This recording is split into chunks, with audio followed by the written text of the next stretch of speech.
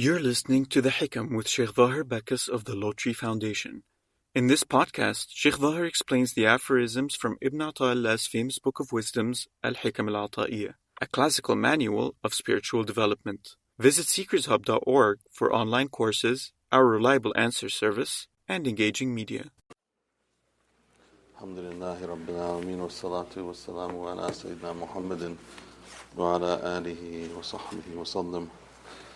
اللهم علمنا ما ينفعنا وانفعنا بما علمتنا وزدنا علما بفضلك وصلى الله على سيدنا محمد وعلى آله وصحبه وسلم. Ameen. This is the Hikam of Ibn Ata'illah, Shaykh Ibn Ata'illah, Iskandari, 12th century, writing on the adab, or on the one who wants to get closer to Allah subhanahu wa ta'ala and strengthen his relationship with his Lord.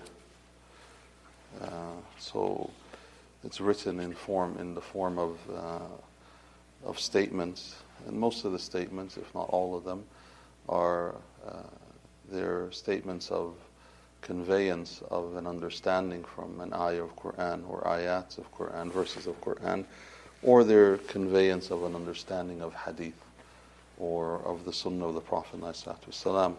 So we reached a part here which he talks about a very interesting topic about speech and about those who speak, and it could be reflected upon oneself also in the way that one determines what to speak about and what not to speak about. So he says, "Men ra'aytuhu mujiban an kulli ma yus'alu wa mu'abbiran an kulli ma shahida wa dhakiran kulla ma 'alima فَاسْتَدِلُّ بِذَلِكَ عَلَى وُجُودِ جَهْلِهِ."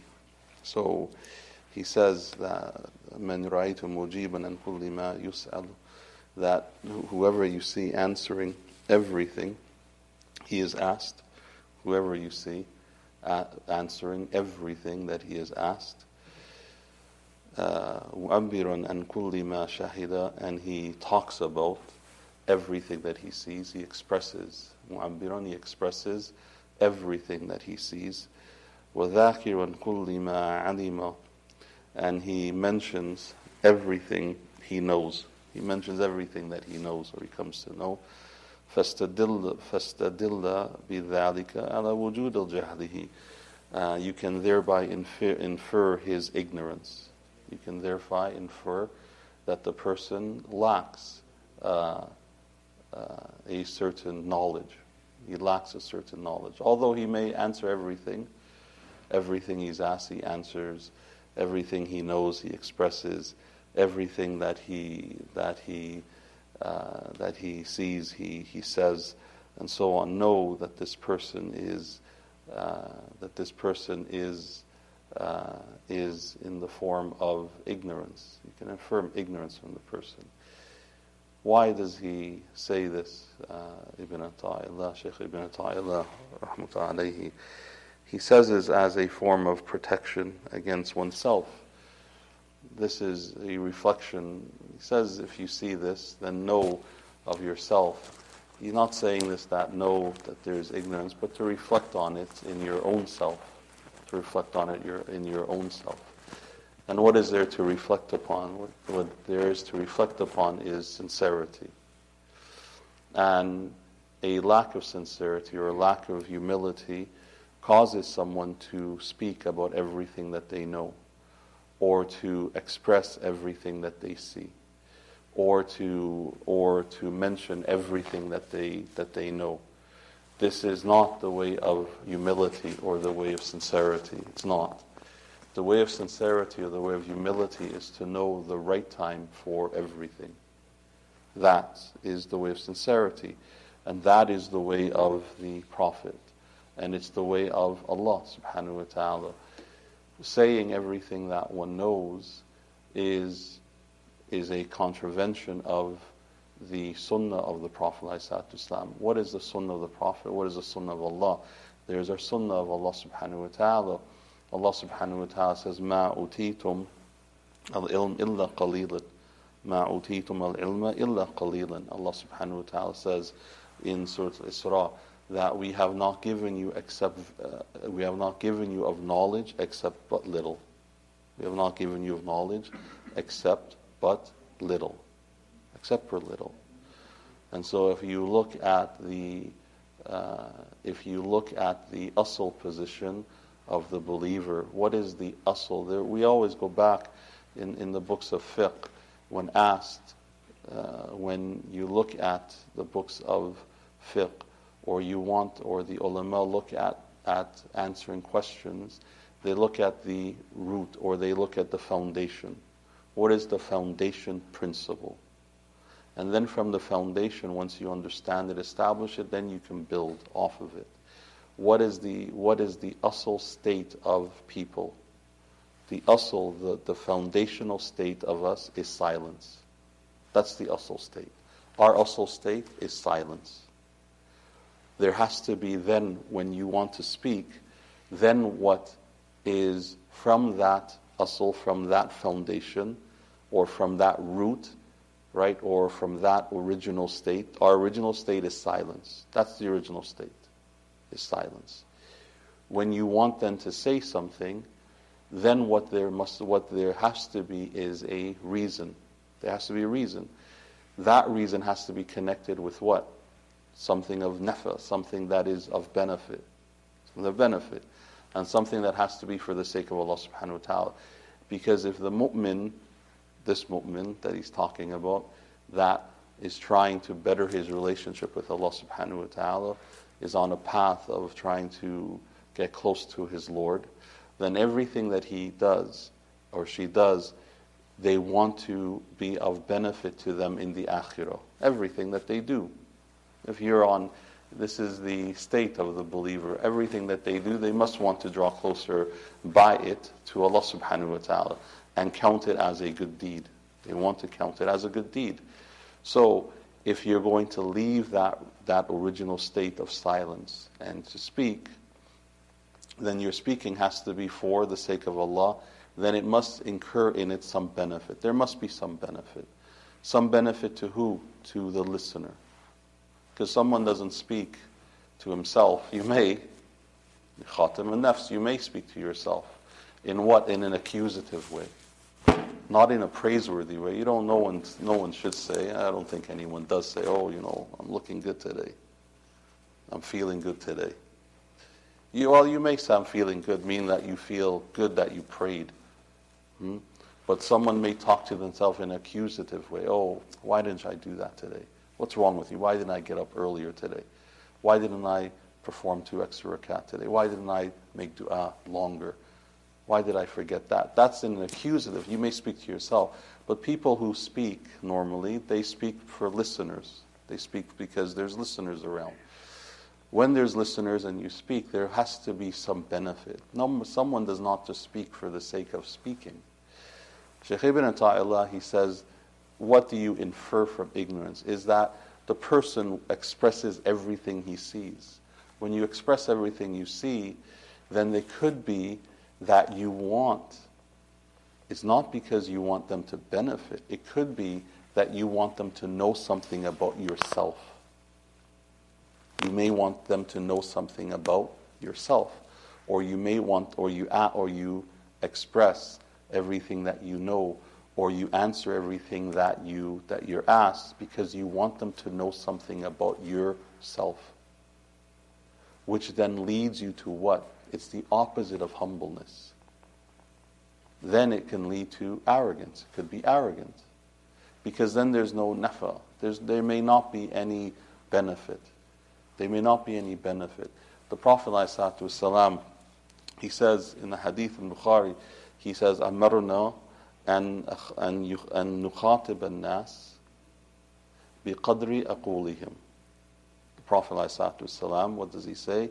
Amarna, I was commanded, we were commanded by Allah subhanahu wa ta'ala, and نخاطب الناس, that to speak to people, to communicate with people, according to what? بقدر عقولهم, according to their level of knowledge. According to their level of knowledge.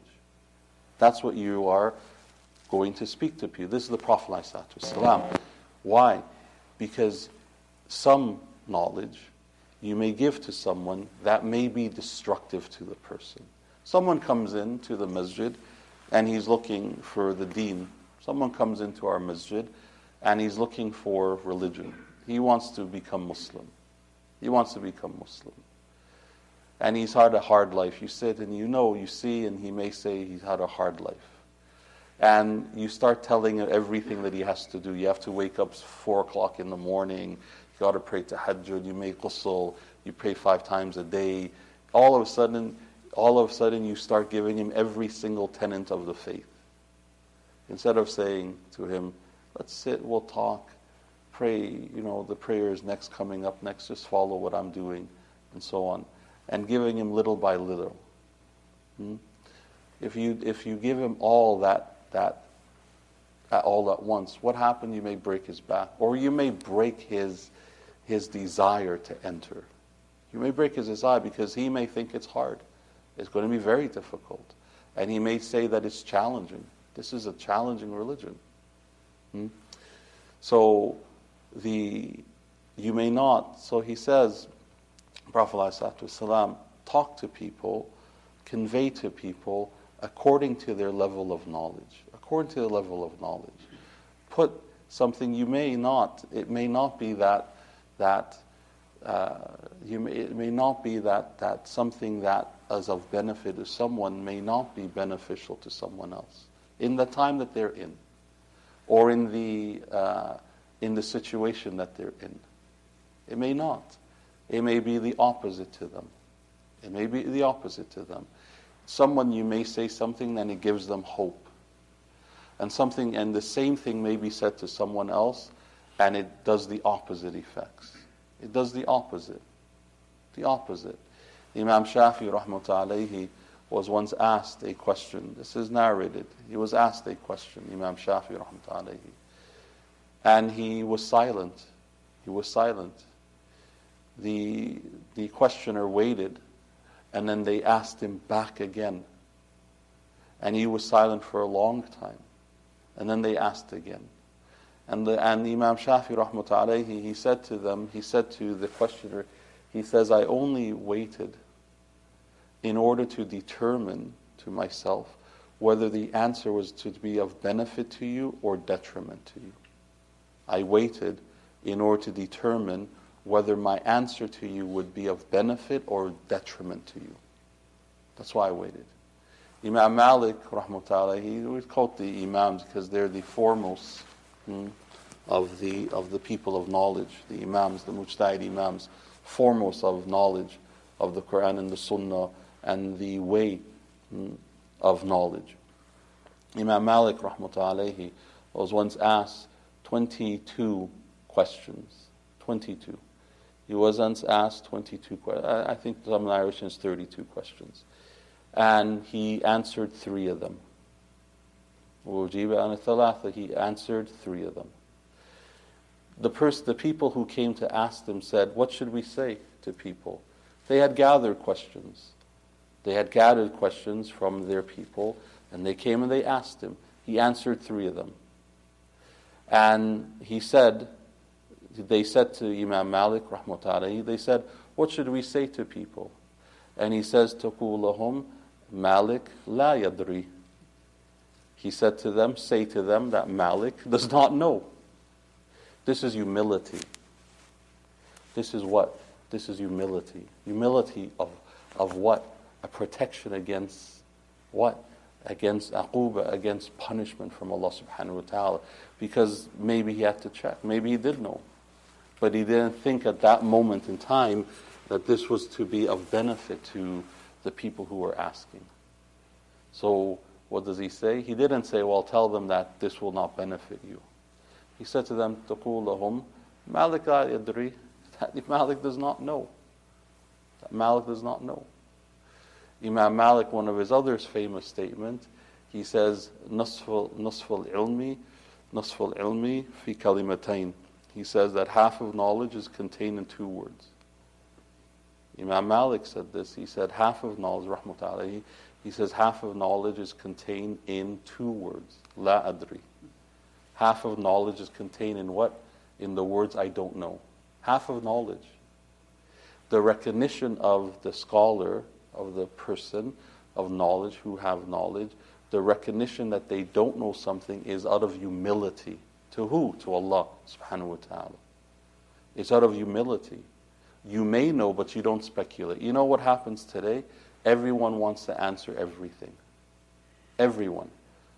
Everyone you ask something to, they want to tell you what they know or what they think of the deen. وَنَعُوذُ بِاللَّهِ. Or they leave the imams of the deen. They leave the great scholars of the deen to go on. This is not the way of the past. This is not the way of the scholars of the past.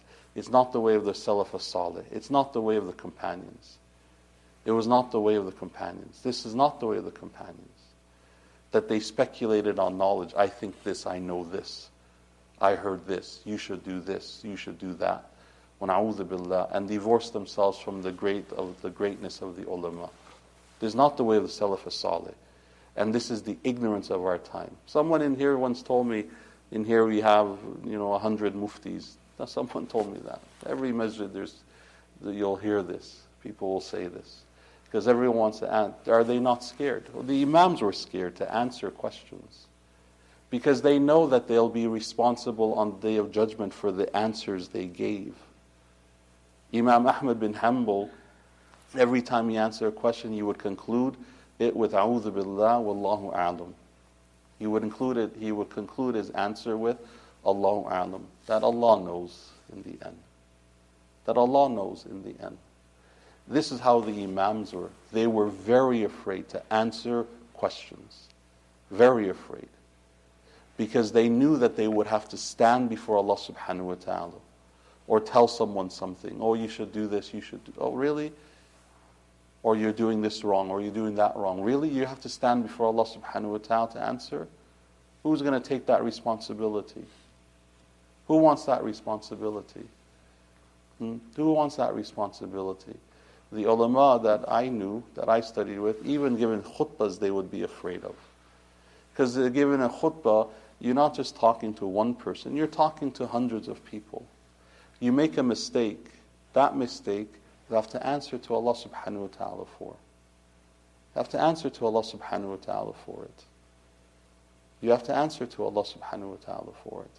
So, he says, Ibn Ata'illah, rahmatullahi, he says, so, whoever you see doing this, meaning in the way that you should not do it. That's what he's saying, you should not do this. That's answering everything that he knows and conveying everything that he sees or expressing everything that he sees or conveying everything that he has, that he knows and answering everything that he's asked.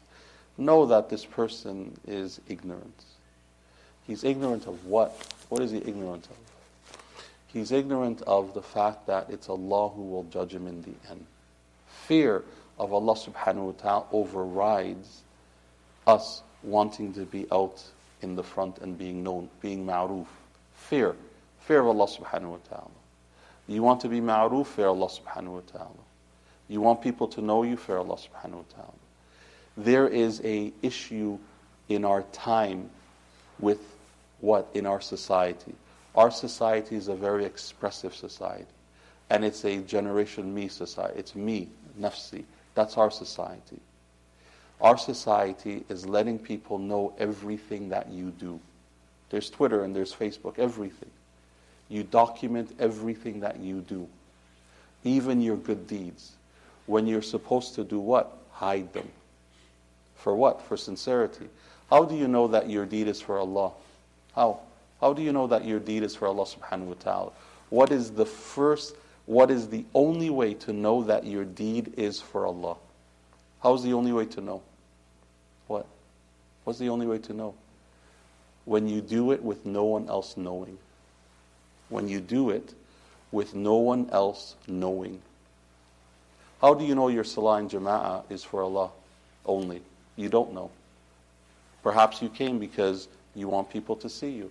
Perhaps you came because you know that people normally see you here and you don't want them to think that you're not here, or that you're lazy or you slept in. How do you know that you're jama'ah, you're praying? It's a sunnah, and it's a strong sunnah, and you should come to get the rewards.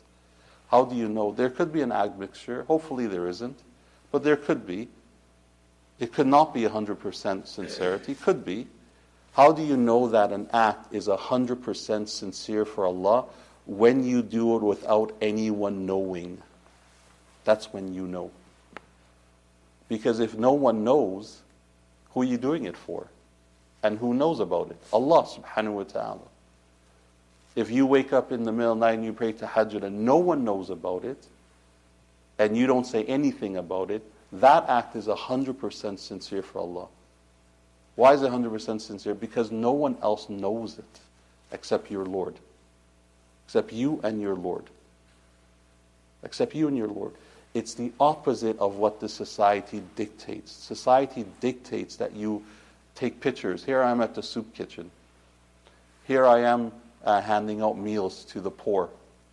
That's what our society is. Here I am and put it on your resume. This is all the Islamic work that I do. And then you go and you win an award. That you are the khadim of the year. You are the service provider, or the woman, or the man of the year, Muslim of the year. Wa na'udhu billah. How do you know that you didn't do it for an award? Not reward from Allah, award from people. Is when you hide it. Let Allah know it, so that the good deeds can come in your grave, in the form of a man, as the Prophet ﷺ says. Let it come in your grave. Let it come in your grave.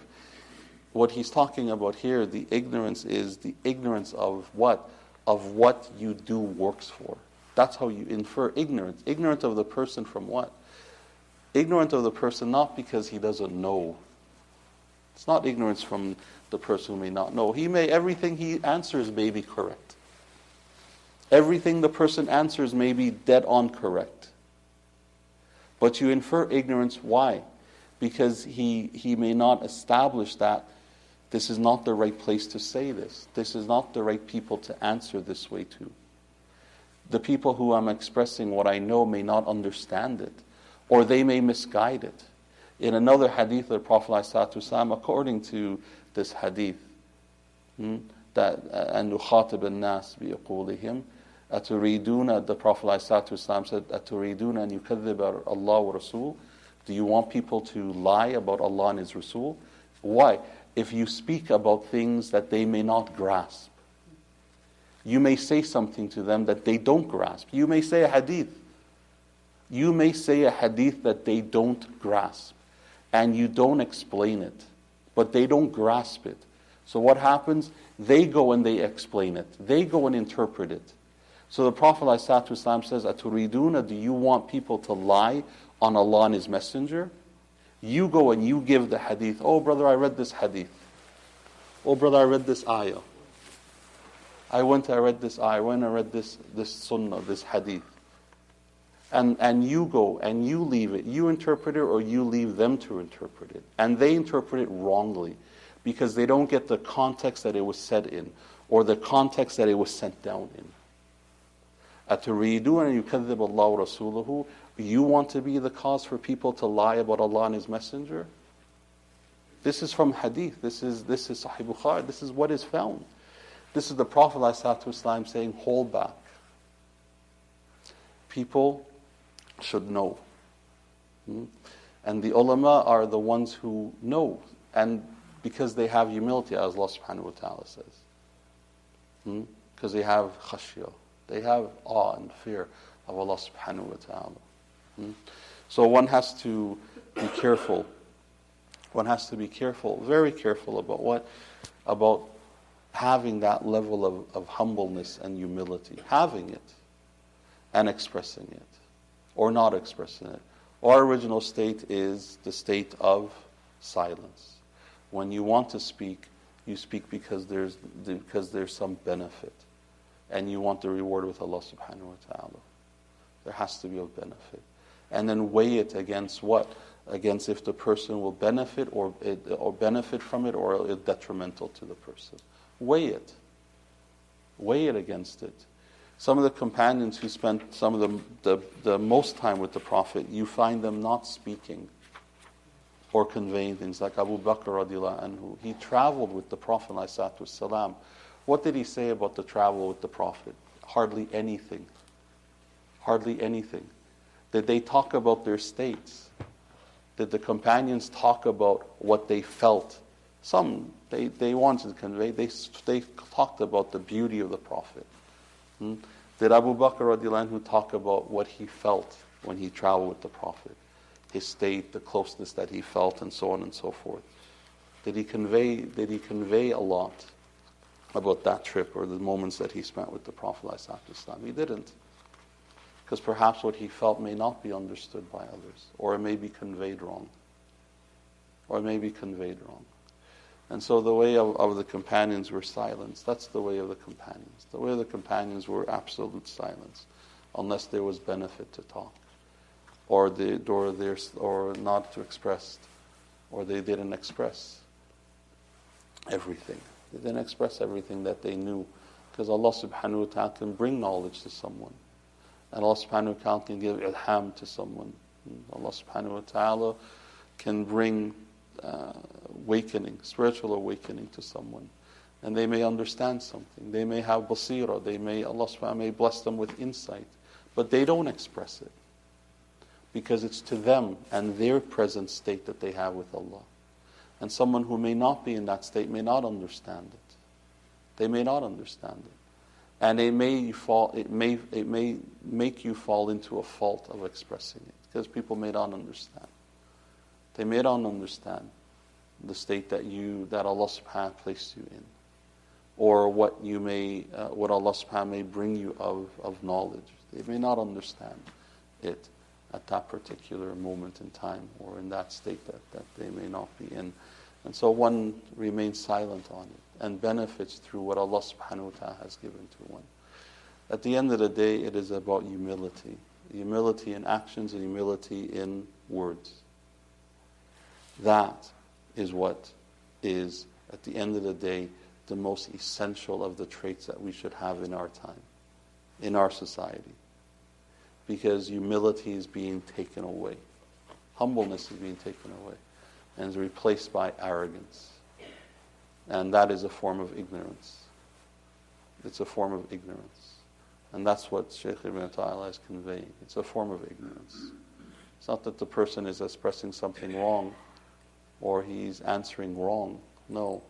The fact that he's expressing everything and answering everything is the form of ignorance, because it is a lack of humility, and he doesn't see it.